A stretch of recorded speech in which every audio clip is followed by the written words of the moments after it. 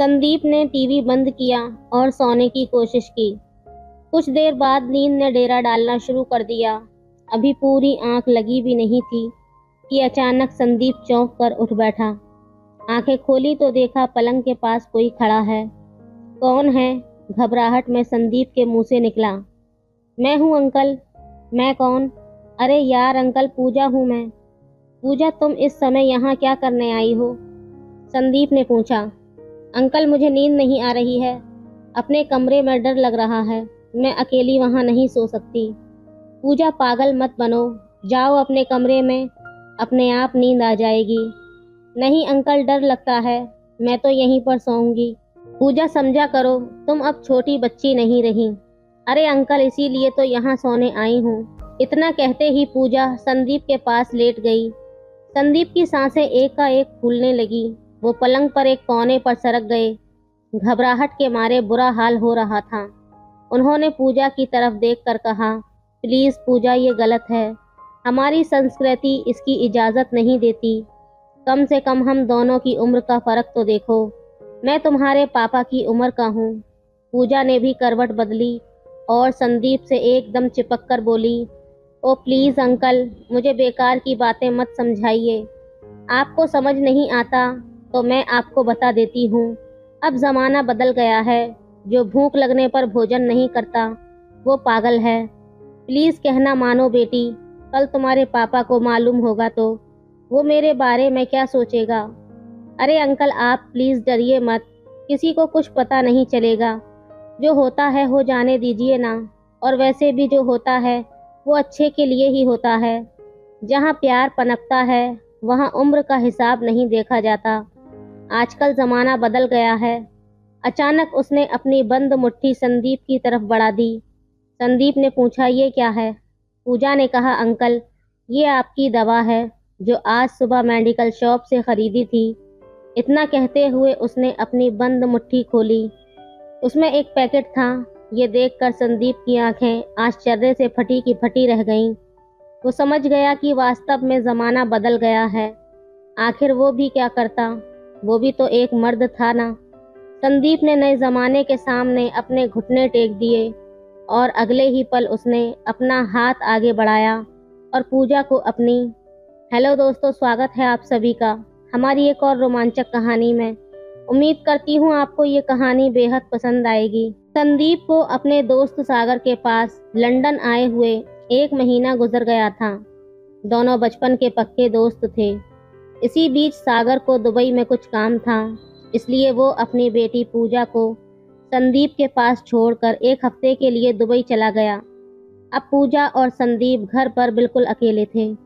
तभी दोनों ने मन बनाया बाहर घूमने का। लंदन की चमचमाती सड़कों पर सरपट दौड़ती हुई गाड़ी आगे बढ़ती ही जा रही थी। संदीप गाड़ी ड्राइविंग करते हिंदी फिल्म का एक गीत गुनगुनाने में मस्त थे। पूजा उनके पास वाली सीट पर चुपचाप बैठी तिरछी नजरों से अपने संदीप अंकल को निहारे जा रही थी। गाड़ी जब शहर के भीड़ भाड़ वाले बाजार से गुजरने लगी तो पूजा ने एक चुपती नजर संदीप पर डाली और बोली, अंकल, कहीं मेडिकल की शॉप नजर आए तो गाड़ी साइड में करके रोक देना, मुझे दवा लेनी है। संदीप के चेहरे पर आश्चर्य के भाव उभर आए। संदीप पूजा की तरफ देखकर बोले, क्यों, क्या हुआ? तुम्हारी तबीयत तो ठीक है ना? हाँ अंकल, तबीयत तो ठीक है। संदीप ने पूछा, फिर दवा किस लिए लेनी है? पूजा ने कहा, आपके लिए। संदीप ने पूछा, मेरे लिए क्यों? मुझे क्या हुआ है? मैं तो एकदम भला चंगा हूँ। अरे अंकल, आप बड़े नादान हैं, आप नहीं समझोगे। अब आप अपने दिमाग के घोड़े दौड़ाना बंद कीजिए। मेडिकल स्टोर नजर आए तो वहां गाड़ी रोक देना, मैं 1 मिनट में वापस आ जाऊंगी। संदीप को बात समझ में नहीं आई तो चुप्पी साध ली और उनकी नजरें स्क्रीन विंडो से होकर बाजार के दोनों तरफ दौड़ने लगीं। कुछ देर बाद एक मेडिकल शॉप नजर आई तो गाड़ी को साइड में ली और शॉप के आगे रोक दी। लो भाई, मेडिकल स्टोर आ गया है, जल्दी से दवा लेकर आ जाओ। पूजा ने फुर्ती से दरवाजा खोला और मेडिकल स्टोर पर पहुंच गई। संदीप गाड़ी में बैठे बैठे ही पूजा को देखते रहे। उसने क्या दवा ली वो चाहकर भी नहीं जान पाए।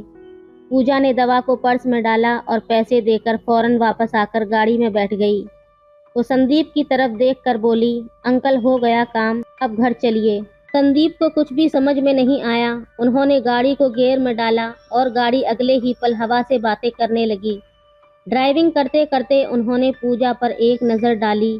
न जाने क्यों आज उन्हें पूजा में एक बदलाव सा नज़र आ रहा था। 1 महीने पहले जब वो लंदन आए थे, तब की पूजा और आज की पूजा में ज़मीन आसमान का फ़र्क था।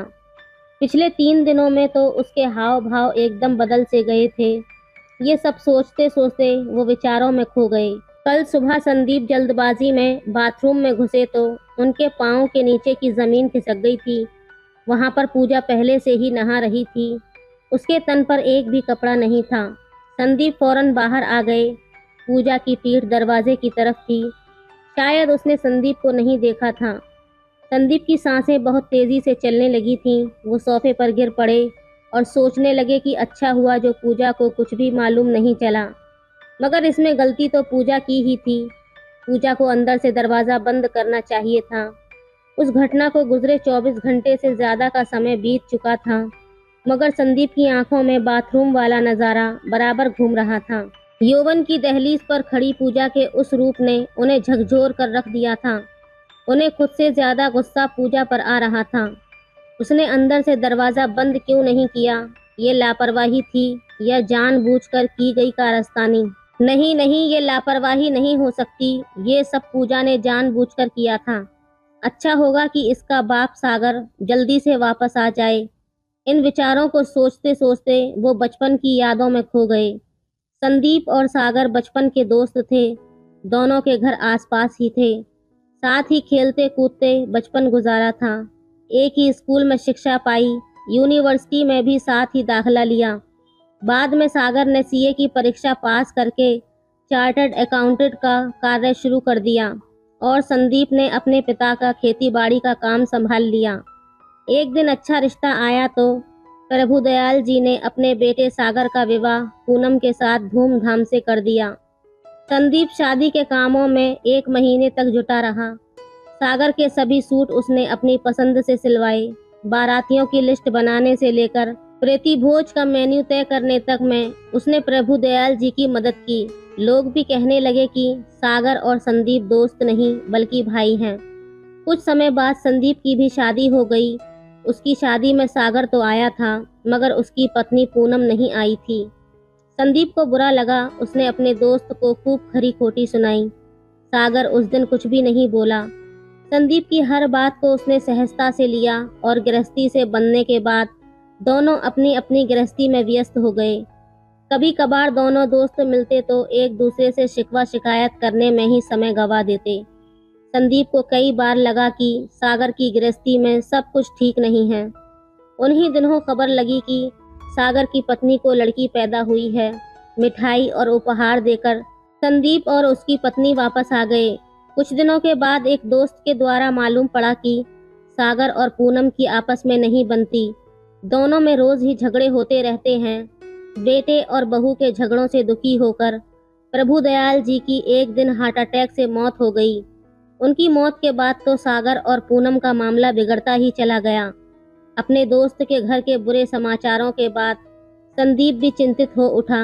एक दिन वो अपनी पत्नी निशा को लेकर सागर के घर गया। वहां दोनों को खूब समझाया। यहाँ संदीप को पहली बार लगा कि सागर की पत्नी पूनम बहुत ही आक्रामक स्वभाव की थी। सागर ने तो उनकी बात को धैर्य के साथ सुना, मगर पूनम ने उन्हें 2 टूक शब्दों में कह दिया, देखिए संदीप जी, आप अपने घर को संभालें। हमारे घर के मामलों में आपको पंचायत करने की ज़रूरत नहीं है। उस दिन संदीप भारी मन के साथ वापस घर आया तो रो पड़ा था। आज उसके दोस्त का घर बिखरने पर है और वो कुछ भी नहीं कर पा रहा था। कुछ समय बाद पता चला कि सागर और पूनम का तलाक हो गया और कोर्ट के आदेश से पूजा सागर को मिल गई थी। एक दिन सागर ने संदीप और निशा को अपने घर बुला लिया और बताया कि वो पूजा को लेकर लंदन जा रहा है। वहाँ एक मल्टीनेशनल कंपनी में अकाउंटेंट की नौकरी मिल गई है। उसने संदीप को अपने घर की चाबी देते हुए कहा कि मकान किराए पर उठा देना या जैसा तुम्हें उचित लगे करना। समय समय पर सफाई ज़रूर करवा देना। उस समय पूजा सिर्फ 7 साल की थी। वक्त की रफ्तार धीरे धीरे आगे बढ़ती रही। संदीप की जिंदगी में सब कुछ ठीक ठाक चल रहा था, लेकिन एक दिन निशा ने अपने पेट में दर्द होने की बात बताई। डॉक्टर को दिखाया गया तो उसने जांच के बाद बताया कि उसके पेट में कैंसर है। बीमारी लास्ट स्टेज पर थी। कैंसर ने ऐसी जड़ें जमाई कि निशा कभी ठीक ही नहीं हो पाई। संदीप को घर का चिराग दिए बिना ही निशा भी इस दुनिया को छोड़कर चली गई। माता पिता का तो पहले ही देहांत हो चुका था। संदीप भी दुनिया में अकेला हो गया। कभी कभी उसका मिलना अपने दोस्त सागर की पत्नी पूनम भाभी से हो जाता था। वो अपने किए पर बहुत रोती थी। देखते ही देखते 12 साल बीत गए। एक दिन सागर ने वीजा और हवाई जहाज का टिकट भेजकर संदीप को लंदन बुला लिया। दोस्त के बुलावे पर वो 1 महीने पहले लंदन आया था। जब उसने लंदन की धरती पर पांव रखा तो सागर खुद गाड़ी लेकर एयरपोर्ट आया था। सालों बाद एक दूसरे को देखकर दोनों की आंखों में आंसू निकल आए थे। घर पहुंचे तो पूजा को देखकर संदीप का मुंह खुला का खुला रह गया। 12 साल पहले जिस पूजा को उसने भारत से विदा किया था, उसमें और इस पूजा में जमीन आसमान का फर्क था। आज तो वो बिल्कुल अपनी माँ जैसी लग रही थी। उसके नैन नक्श बिल्कुल पूनम के जैसे थे। सागर और पूजा के साथ रहने से संदीप में जीने की तमन्ना जाग उठी थी। उन दोनों के साथ रहते हुए 1 महीना कब बीता पता ही नहीं चला। 2 दिन पहले सागर को किसी जरूरी काम से दुबई जाना पड़ा।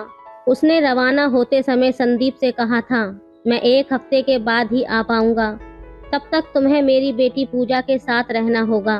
तुम्हारी देखभाल के लिए पूजा से कह दिया है। कोई जरूरी काम हो तो मोबाइल पर बता देना। अचानक विचारों से बाहर निकलते ही संदीप ने देखा कि बंगला आ गया है। उन्होंने गाड़ी पार्किंग में खड़ी की। दोनों दरवाजे के पास पहुंचे तो ये देखकर दंग रह गए कि दरवाजा खुला हुआ है। दोनों ने एक दूसरे की तरफ अजीब सी नजरों से देखा। पूजा ने आश्चर्य से कहा, मैंने जाते वक्त ताला लगाया था। पीछे से ये दरवाजा किसने खोला? दोनों तेजी से दौड़ते हुए अंदर गए तो वहां के हालात देखकर भौचक्के रह गए। पूरे बंगले का सामान इधर उधर बिखरा पड़ा था। पूजा ने संदीप की तरफ देखकर कहा, लगता है चोरों ने यहाँ अपना हाथ दिखा दिया है। मैं पुलिस को फोन करती हूँ। सूचना मिलते ही पुलिस की टीम वहां पहुंची। अधिकारी पूछताछ के बाद छानबीन में लग गए। लूटपाट की रिपोर्ट लिखने के बाद पुलिस वापस लौट गई। पूजा ने संदीप की तरफ देखकर कहा, यार अंकल यूं मुंह लटकाए क्यों बैठे हो? यहाँ तो ये आम सी बात है। ये तो अच्छा हुआ हम दोनों घर पर नहीं थे, वरना लुटेरे हमें जान से मार भी सकते थे। मैं पापा को फोन करके बता देती हूँ। यार अंकल आप चाय तो बनाकर पिला दीजिए ना। संदीप पूजा की बेतकल्लुफी पर हैरान था। वो चुपचाप उठा और रसोई घर की तरफ चल दिया। पूजा ने मोबाइल फोन से घर में हुई लूटपाट की बात अपने पापा को बता दी। उसने ये भी बता दिया कि चिंता की कोई बात नहीं है। संदीप अंकल और मैं हम दोनों ही कुशल मंगल से हैं। संदीप ने तब तक चाय बना ली। रात को दोनों ने मिलकर खाना बना लिया। खाना खाते समय दोनों चुपचाप रहे। खाना खाकर दोनों फ्री हुए तो संदीप अपने कमरे में आकर पलंग पर लेट गया। उन्हें नींद नहीं आ रही थी। टीवी चालू करके वो चैनल बदलने लगे। एक चैनल पर कोई संत कथा का वचन कर रहे थे। उन्होंने मन में विचार किया कि चलो आज कथा का ही आनंद ले लिया जाए। इतने में पूजा दूध का गिलास लेकर आई। वो संदीप अंकल को धार्मिक चैनल पर कथा सुनते देखकर आश्चर्यचकित हो उठी। उसने दूध का गिलास टेबल पर रखते हुए तिरछी नजरों से संदीप की तरफ देखा और बोली, अरे वाह अंकल, आपको भी कथाओं का शौक है। पूजा की बात पर संदीप की हंसी छूट गई। वो पूजा की तरफ देखे बगैर ही बोल पड़े, सब अपनी रोजी रोटी के लिए दौड़ रहे हैं। अपने भारत में तो आजकल कथाकारों की बाढ़ आई हुई है। इन कथाओं में धन बरस रहा है। धर्म के नाम पर ना तो लूटने वालों की कमी है और ना ही लुटाने वालों की। मैं भी कभी कभी सोचता हूँ कि सब कुछ छोड़कर कथावाचक बन जाऊं। धन और शोहरत के साथ सुंदर सुंदर चेहरे वाली हसीनाओं के दर्शन का लाभ भी मिलता रहेगा। इस पर पूजा ने कहा, अरे अंकल रहने भी दो। हसीनाओं को देखना आपको आता ही कहाँ है। हाँ, साधु बनकर माला फेरनी हो तो बात दूसरी है। संदीप पूजा की बात सुनकर एकदम सन्न रह गए। वो समझ गए कि पूजा का मूड आज बहुत ही रोमांटिक है। उसकी बातों में कुछ छुपा है। उन्होंने पूजा की तरफ देखकर कहा, ठीक है तुम जाओ यहाँ से, रात काफी हो गई है, मैं सोना चाहता हूँ।